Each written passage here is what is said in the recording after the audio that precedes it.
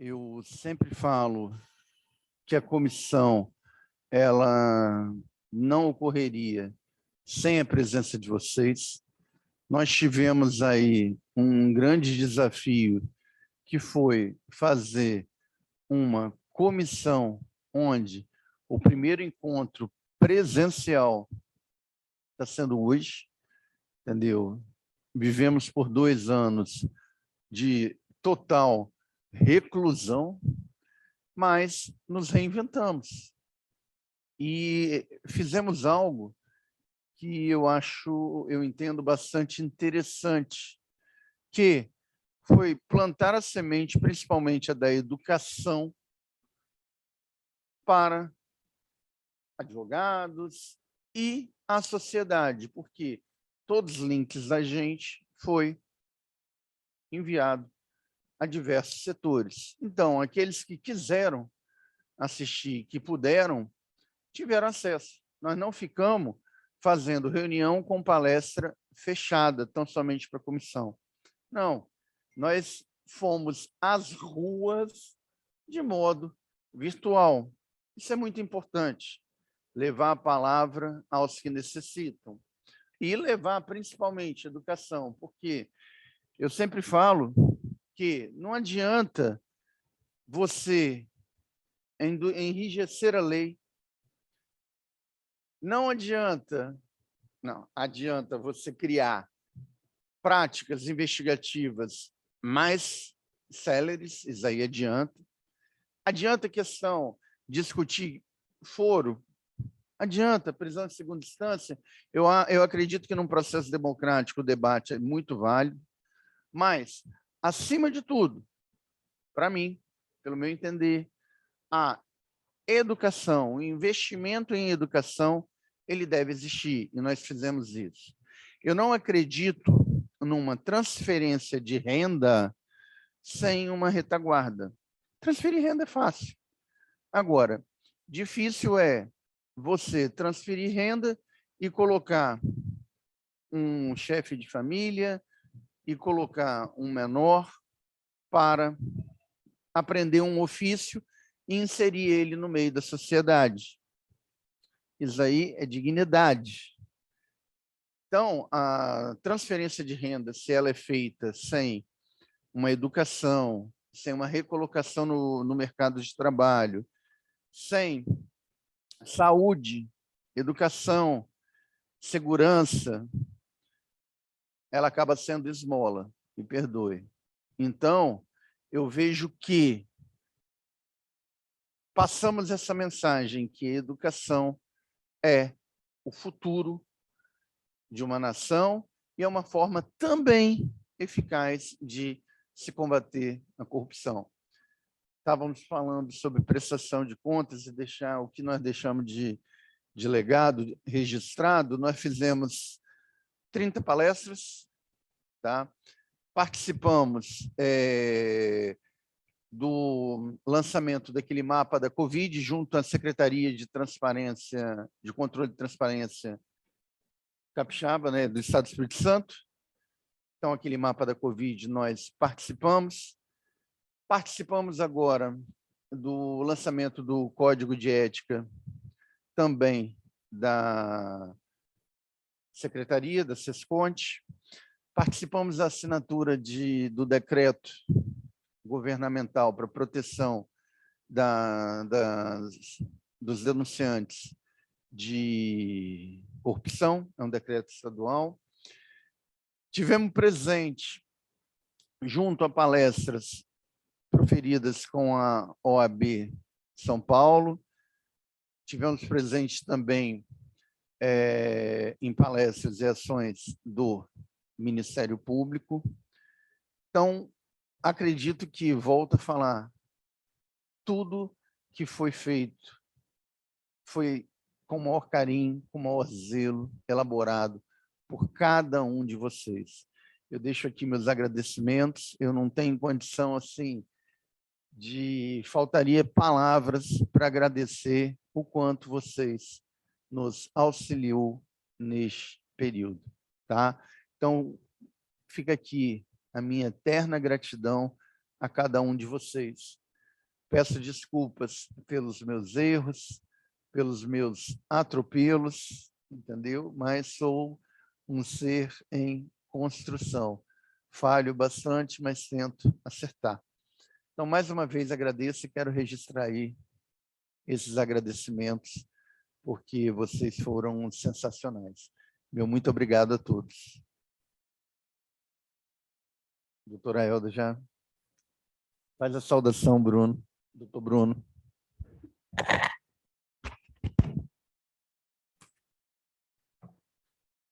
Bom dia a todos e todas, aos membros da comissão, ao presidente, doutor Fabiano, a nossa convidada, a professora Elda.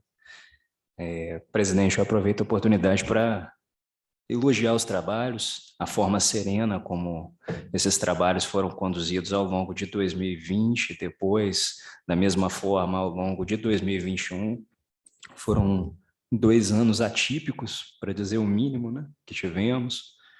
Eu acho que os órgãos, as instituições, eles foram pouco a pouco percebendo ao longo de 2020, ao longo de 2021, que a ordem ela não quer um palanque, a comissão ela quer, de fato, um espaço para que ela consiga participar, contribuindo, promovendo os seus objetivos institucionais. E no caso da comissão é justamente auxiliar a presidência e o conselho na tomada de decisões que são importantes, lembrando sempre que a ordem ela é um agente constitucional universal. Eu sempre faço questão de frisar esse ponto, porque eu acho que a ordem tem que se empoderar, tem que lembrar da sua relevância, do seu papel, e nesse aspecto, a participação da comissão na formação dessa opinião e na participação nesse critério de racionalidade, ele é muito importante. Então, parabenizo o senhor, presidente. Eu acho que esse papel de dialogar com as instituições, com as autoridades é muito importante.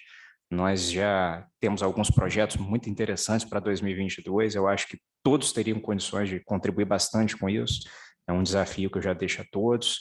Eu quero que vocês saiam daqui estimulados para que a gente possa continuar trabalhando cada vez mais, agora que esses atores terceiros aí estão vendo que nós não queremos concorrer, nós queremos contribuir. Então, parabéns, presidente, parabéns aos membros. Professora Elda, eu saúdo a senhora mais uma vez, em nome da Comissão de Combate à Corrupção, da Seccional Capixaba. Registro que esse nosso encontro ele está sendo gravado e ele será posteriormente disponibilizado num canal próprio da OAB Espírito Santo. E a professora Elda, como todos vocês conhecem, ela é coordenadora do PPGD, do Programa de Pós-Graduação da FTV, ela é doutora em bioética pela UNB, ela também é livre docente pela UNB, hoje ela é presidente da Associação Brasileira de Bioética. Enfim, essa é uma pequeníssima parte do currículo da professora Elda, que é muito extenso, ela é de uma produção que realmente espanta, mas para muito além de uma grande acadêmica, de uma grande pesquisadora, uma profissional extremamente dedicada, proba, ela é uma tremenda professora. Para quem ainda não teve a honra de ser aluno dela, a professora Elda é aquele perfil de professor que te desafia, que te incentiva a caminhar a segunda milha, que caminha junto com você uma terceira, se for necessário. É uma pessoa íntegra, é uma pessoa sempre muito respeitosa, com opiniões marcantes, mas nada daquela opinião que as pessoas costumam empurrar a goela abaixo, uma opinião que, se ela não te convence, você é obrigado a rever a sua para enriquecê-la. Acima de tudo, acima de uma grande profissional, é uma pessoa fantástica, mãe de uma grande amiga, Marcela, colega nossa de advocacia, uma profissional brilhante. E é com muita satisfação, professora, que eu a saúdo. Deixo aqui o meu abraço, sinta-se acolhida, apesar de, no ambiente virtual, sinta-se abraçada por todos. E o tema que nós vamos falar hoje com a professora, eu acho que não poderia ser explorado por um profissional melhor, que é democracia e corrupção, que é extremamente relevante para nós aqui da comissão e enquanto advogados, em função dos nossos objetivos institucionais, em função do momento em que vivemos, um momento onde muito se propaga a qualquer preço um combate à corrupção, muitas vezes atropelando outros valores que são igualmente caros, que é a defesa do Estado Democrático de Direito, que é a preservação dos direitos e das garantias fundamentais.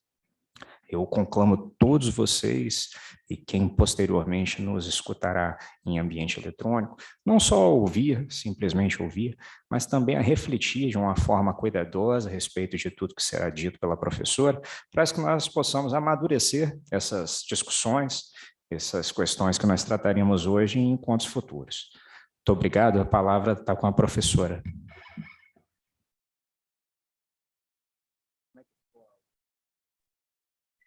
Eu gostaria de cumprimentar a todas, a todos, ao presidente desta comissão, ao meu querido Bruno, doutor Bruno, a todos vocês que estão presentes, falar da minha profunda alegria com esse momento que nós estamos aqui final. É um momento de finalização, é um momento em que vocês estão fazendo uma avaliação, lançando um olhar retrospectivo, pensando no futuro. E o final de ano é um momento de balanço, mas é um momento fundamental de prospectar o futuro, de pensar o futuro. Quer dizer, qual é o futuro da democracia e do combate à corrupção no nosso país e qual o papel que a OAB tem a representar nesse futuro prospectado. E eu diria que quando nós fazemos prospecção do futuro, mas antes disso eu queria dizer, doutor Bruno, que se eu tivesse que ganhar um presente de Natal, eu já ganhei. As suas palavras me aquecem o coração num momento de vida nacional bastante difícil. As suas palavras gentis, carinhosas, afetivas, elas são aquecedoras do coração. E as instituições precisam aprender com isso. É preciso aquecer os corações, porque as instituições são feitas de pessoas. As instituições não são patrimônios materiais, mas eles são espaços que também comungam com uma questão da subjetividade, daquilo que é imaterial, daquilo que se sente, daquilo que se constrói no outro. Então, as instituições, eu sou presidente hoje, estou presidente da Sociedade Brasileira de Bioética, coordenando o programa de pós-graduação em Direitos e Garantias da FDV. Representamos instituições, mas instituições são representadas por pessoas, e pessoas precisam ter a sua afetividade, a sua subjetividade alimentada por palavras que construam, que nos ajudem a caminhar. Então, nesse sentido, eu agradeço muitíssimo a sua saudação tão carinhosa, amorosa, uma saudação de um homem comprometido com a ética, comprometido com o outro, como o senhor é. Então, eu não poderia deixar de falar isso, né? Então, acho que isso queria deixar registrado. Representamos instituições, mas somos pessoas que vivenciam e que constroem essas instituições. Bom, eu queria começar a minha fala dizendo que prospectar o futuro é pensar no presente. Nós estamos fazendo aqui uma prospecção do futuro a partir de uma compreensão do presente. Não se faz prospecção de futuro sem uma análise muito criteriosa do presente e sem uma análise muito criteriosa daquilo que nós fomos capazes de fazer no passado. Temos que avaliar nossos erros do passado, temos que avaliar nossos acertos e temos que humildemente compreender quais foram os caminhos trilhados que não deveriam ter sido trilhados, quais são os caminhos que estavam aí e que nós não trilhamos, para que nós possamos, então, alargar as pontes, para que nós possamos desobstruir as pontes e para que nós possamos, então, caminhar construindo pontes. Nesse sentido, eu queria fazer uma reflexão com vocês de um sentimento meu. Eu sou professora universitária desde 1979, quando eu ingressei na Universidade Federal do Espírito Santo. De lá para cá, trabalhei na universidade, me aposentei, trabalho na Faculdade de Direito de Vitória, mas eu compreendo a academia como um dos lugares de maior importância do ponto de vista de realizar análises críticas. Nós não estamos ali com as responsabilidades do Ministério Público, com as responsabilidades da magistratura, com as responsabilidades da Defensoria, dos órgãos do sistema de justiça. Mas nós estamos aí para pensar estas questões, fazer análises para ajudar as instituições a fazerem seus planejamentos, pesquisar para que as pessoas possam elaborar projetos, políticas públicas e projetos institucionais. Mas, junto com a academia, eu acho que a OAB tem um lugar parecido. Eu tenho pensado muito nessa proximidade, nesse ethos acadêmico e no ethos da OAB. A OAB também não é como a magistratura, não é como o Ministério Público, como a Defensoria, como as procuradorias, mas ela tem um papel provocativo, um papel crítico. A OAB, para mim, é uma das principais organizações sociais, ainda que não seja assim considerada, uma das principais organizações sociais que a sociedade brasileira tem. A OAB é a possibilidade de ver um órgão com sua missão institucional preocupada com as grandes temáticas e refletir as grandes temáticas. A OAB não é um órgão apenas de defesa da categoria. A OAB é um órgão de defesa da sociedade, com características diferentes desses outros órgãos do sistema de justiça, mas é uma instituição com a mesma natureza, ou com algumas pequenas diferenças, da academia. Então, os espaços da OAB e os espaços da academia precisam ser espaços que se aproximem, porque a academia faz as investigações científicas por meio de métodos e técnicas para compreender a realidade, para construir teorias que podem servir ao processo de intervenção crítica da OAB. Ou seja, a academia e a OAB têm uma proximidade, têm uma natureza que, ainda que diferente, tem pontos de contato e que podem, em associação, desenvolverem grandes projetos de intervenção. Não da intervenção por meio de ações e de projetos de políticas públicas, mas como atores de políticas públicas.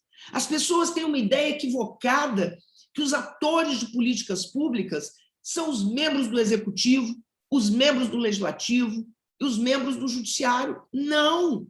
Nós, sociedade civil, nós da academia, vocês da OAB, nós somos importantes atores de políticas públicas, porque é por meio daquilo que nós investigamos, por meio daquilo que nós construímos a partir de um processo epistêmico de construção do conhecimento, que o Executivo, o Legislativo e o Judiciário podem desenvolver as suas políticas, podem construir políticas e podem executar políticas. Então, eu diria que o nosso papel é um papel fundamental à manutenção da democracia no país. Não há, no meu entendimento, talvez duas instituições mais poderosas, mais importantes do que os espaços acadêmicos de investigação científica e a OAB com o seu alto poder de capilaridade. A OAB tem capilaridade, a OAB chega em todos os municípios, a OAB está presente em cada pequeno rincão do nosso país, que a academia não está. Então, vocês possuem uma capilaridade, um poder de emancipação social que precisa ser considerado. Vocês não são os homens de terno e as mulheres de vestimentas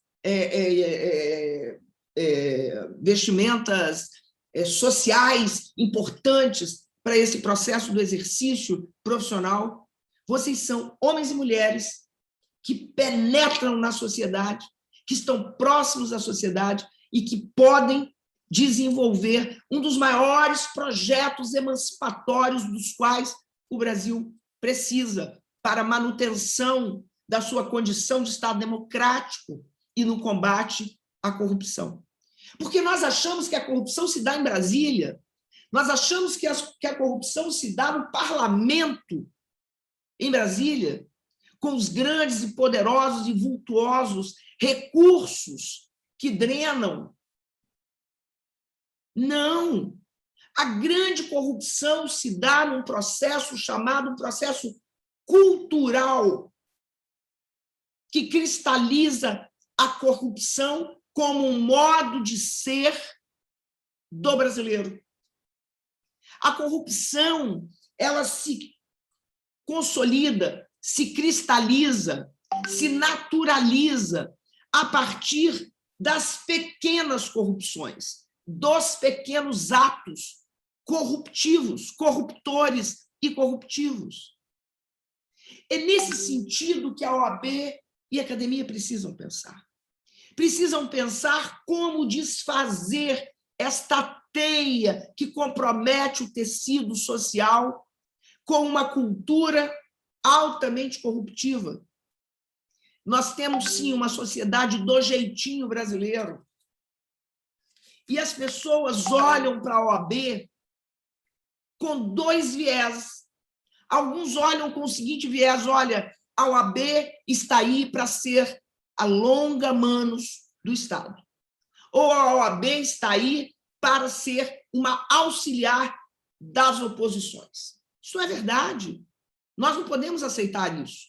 Vocês não podem aceitar isso. Há uma independência linda na OAB, há uma liberdade, uma autonomia linda na OAB, que pouquíssimos órgãos possuem. Vocês possuem esta profunda capilaridade, que chega nos principais rincões, lá tem um advogado, inscrito na OAB. Mas vocês possuem este poder emancipatório de uma instituição que está aí, sim, não na defesa das prerrogativas do advogado exclusivamente, mas na defesa dos direitos humanos fundamentais da sociedade brasileira. A luta anticorrupção não pode ser uma luta do Ministério Público. A luta anticorrupção não pode ser uma luta exclusiva de determinadas instituições, também elas comprometidas de alguma forma com a estrutura estatal. Enquanto nós tivermos ministros do Supremo, desembargadores, procuradores, sendo escolhidos e eleitos, ou melhor, escolhidos por aqueles que eles deverão, em algum momento, denunciar, nós não teremos autonomia suficiente nessas instituições. Há que se pensar no novo modelo, há que se pensar no novo formato. E eu não estou aqui fazendo crítica nenhuma, nem aos atuais procuradores ou desembargadores, de maneira nenhuma. Eu estou apenas dizendo que nós precisamos ressignificar isso, nós precisamos repensar esse modelo, nós precisamos democratizar a sociedade brasileira, nós precisamos concretizar o ideal constitucional, o sentimento constitucional de democracia em nosso país. E a OAB, para mim, é este órgão que me sensibiliza a retina, que me sensibiliza todos os sonhos, as expectativas, minhas conexões neurais.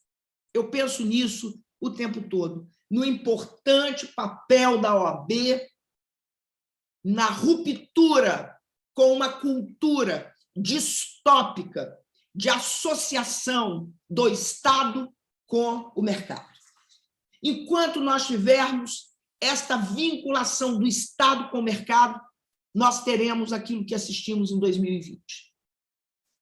Enquanto tivermos isso, porque a corrupção não é a corrupção do dinheiro vivo que drena, mas é a corrupção dos pequenos favores, a corrupção dos pequenos atos, a corrupção dos pequenos conluios, a corrupção das pequenas vantagens, que cristalizam uma cultura e que nos levam a uma condição de sustentarmos e de naturalizarmos os grandes projetos corruptivos de nosso país, que aí sim passam pelas grandes empresas, pelo investimento. A corrupção é um problema sistêmico em nosso país. Mas nós precisamos desmontar as teias que cristalizam este projeto de captura do Estado pelo mercado. As pequenas vantagens não é receber dinheiro vivo, como eu disse, mas são as pequenas e invisíveis corrupções que se dão nos acordos que se estabelecem nos tribunais, que se dão nos acordos que se estabelecem no mundo empresarial, que se estabelecem nas eleições. São as corrupções aceitáveis socialmente que nos transformam num dos países mais corruptos do mundo. É aquilo que todo mundo faz, é aquilo que eu não vou me queimar sozinho. Nós vivemos um ciclo vicioso, ao invés de um ciclo virtuoso. Minhas palavras para vocês aqui, elas não são palavras de trazer um profundo aporte de dados, porque nós conhecemos esses dados. Nós precisamos pensar nessa cultura legitimadora da corrupção que nós reproduzimos no nosso cotidiano, nas pequenas amizades, nos pequenos acordos que são estabelecidos em jantares, em festas, em almoços ou em conversas. Ora, nós sabemos e acompanhamos que no período da pandemia a desigualdade social se ampliou. Nós acompanhamos pela imprensa, pelos números, pelos dados, que este processo distópico de desigualdade avantajada transformou o Brasil num país de ampliação das desigualdades de gênero, das desigualdades de raça, das desigualdades de classe. Nós não conseguimos fazer as grandes lutas. Quando nós avançamos um pouco, por exemplo, quando nós avançamos com a LGPD, imaginando que ela pudesse servir para proteção dos indivíduos, ela vem como uma proteção do Estado. O Ministério do Meio Ambiente, ele teve 47% de falta de transparência possível de ser identificada.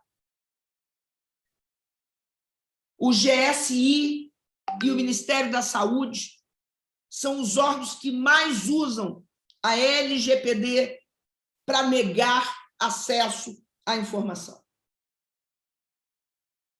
Negar os acessos à informação sobre o conluio da Presidência da República com a Precisa Medicamentos, negando acesso à agenda presidencial. Nós vimos que a flexibilização das regras para a contratação na Covid-19 levou a que nós tivéssemos um caos total em alguns estados, com mortes por falta de oxigênio, por falta de medicamentos. Nós vimos que a corrupção, e sabemos que a corrupção contamina a democracia. E, portanto, para finalizar, eu queria dizer, não são as grandes corrupções que sustentam a corrupção no país. São os pequenos atos de corrupção aos quais nós estamos acostumados. É a prevaricação do servidor público, que prefere fechar os olhos naquilo que ele identifica para não criar problemas para si. São os acordos que nós estabelecemos, aparentemente, entre amigos, natural, que nos distancia, que nos torna desiguais e que nos torna uma sociedade injusta, ferindo e mitigando a democracia.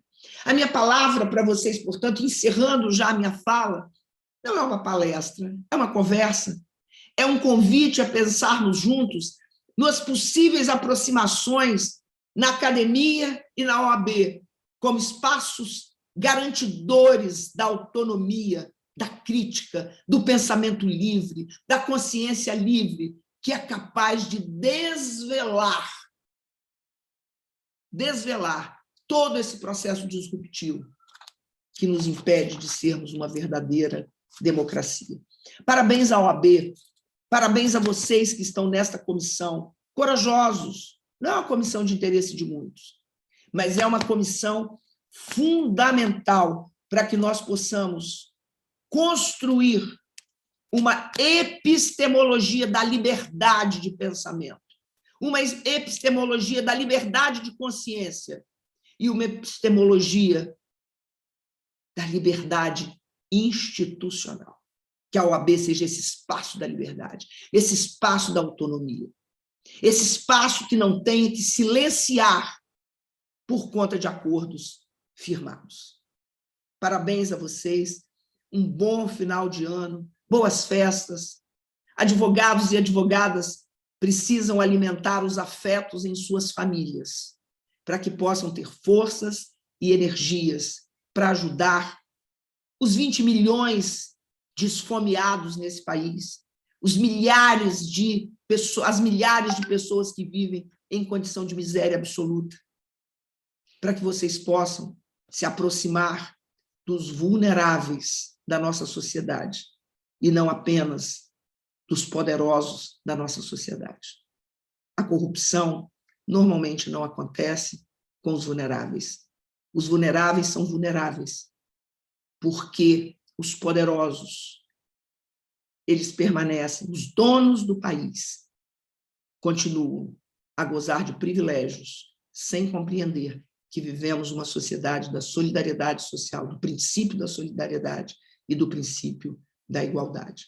Um abraço carinhoso a todos vocês, recebam a minha admiração, o meu carinho e sempre contem comigo onde eu estiver para que nós possamos ajudar a fazer as críticas e a construir uma nova realidade, que a nossa prospecção do futuro seja uma prospecção compromissada com uma ressignificação do espírito democrático que habita em nós. Beijo grande a todos vocês e todas.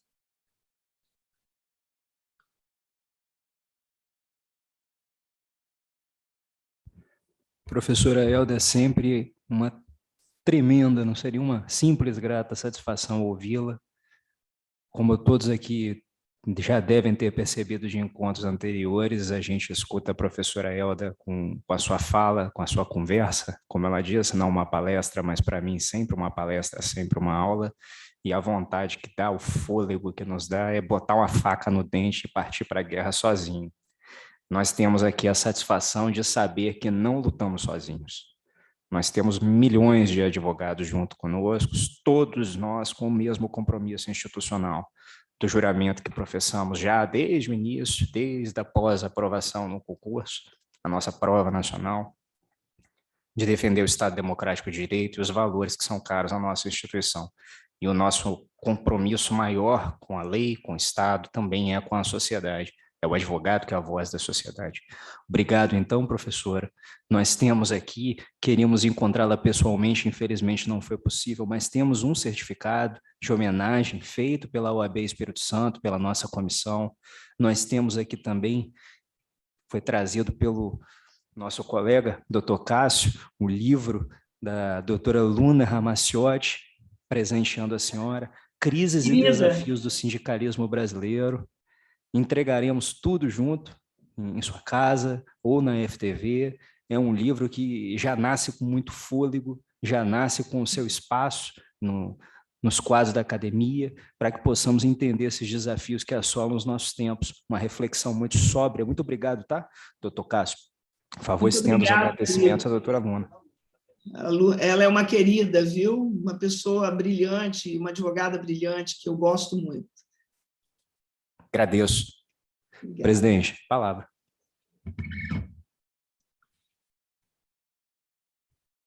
Doutora Elda, mais uma vez, muito obrigado pela participação da senhora. É com muita alegria que encerramos esse ciclo, ouvindo tanta sabedoria, tanto discernimento, e demonstrando o quão forte é a nossa Ordem dos Advogados do Brasil, quão valorosa ela é. Nós realmente não podemos nos apequenar. Temos uma capilaridade imensa, incrível. Somos vozes da sociedade. Me emocionei quando a senhora falou que não devemos deixar de estender as mãos para os menos favorecidos. Eu abri hoje a reunião falando que a transferência de renda ela deve ser revista. Por quê? Eu não acredito em transferência de renda sem um suporte educacional, sem um ofício para o pai de família, sem um futuro para os que recebem a renda. Eu não acredito na transferência de renda sem saúde, sem segurança, sem transporte, sem saneamento.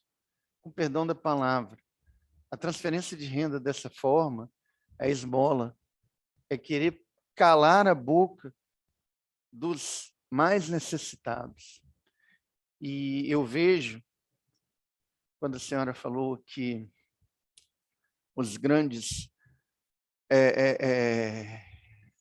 muitas vezes ficam imunes, e geralmente essa classe que mais sofre com os desvios do dinheiro público, eles são realmente os que mais sofrem. Então, eu vejo que essa questão me incomoda bastante, a questão da transferência de renda, sem dignidade, sem dar um ofício, sem dar uma contrapartida. Volto a falar, para mim essa transferência é um cala-boca, é um cala-boca social, é um não reclame. Eu também vejo como pequenos delitos que devemos tomar cuidado, atos de furar fila, de pegar recibo maior para ganhar um reembolso, né? Ou, muitas vezes, passar na alfândega e não declarar aquilo que está levando. É o velho jeitinho brasileiro, que muitas vezes está incutido em nossa sociedade, no meio de pensar da nossa sociedade, e que também são atos de corrupção, porque é uma corrupção moral, é onde que o filho da gente vê e acha que a partir daí isso é correto. Então isso me preocupa também bastante, analisar a corrupção a modo macro, mas também a modo micro. Sou fã das palavras da senhora, dos pensamentos da senhora, dos ideais da senhora. Saiba que a senhora é luz para a sociedade. E como estamos no Natal e no encerramento do ciclo, a gente não poderia ter sido presenteado por tanta luz, por tanta lucidez, por tanta inteligência, por tanta sabedoria. Quero registrar aqui meu muitíssimo obrigado, de coração. Tá? Muita saúde, muita paz, muita alegria para a família da senhora, para a senhora nesse Natal e no resto da vida. E que continue sendo luz nessa escuridão social que vivemos. Continue sendo esse farol. Eu estou aqui bastante emocionado e muito obrigado. Muito obrigada, querido. Uma alegria enorme estar com vocês, estou muito feliz. Foi um presente que vocês me deram, fechar o ano. Enfim, uma das últimas palestras que eu faço esse ano, mas foi uma emoção enorme estar com vocês, tá bom? Emoção. Nós precisamos transformar a nossa vida nesse espaço de troca de emoções, de sentimentos, também humanizar as nossas instituições. Beijo grande para todos vocês, contem comigo sempre, tá bom? Beijo. Tchau, tchau. Tchau.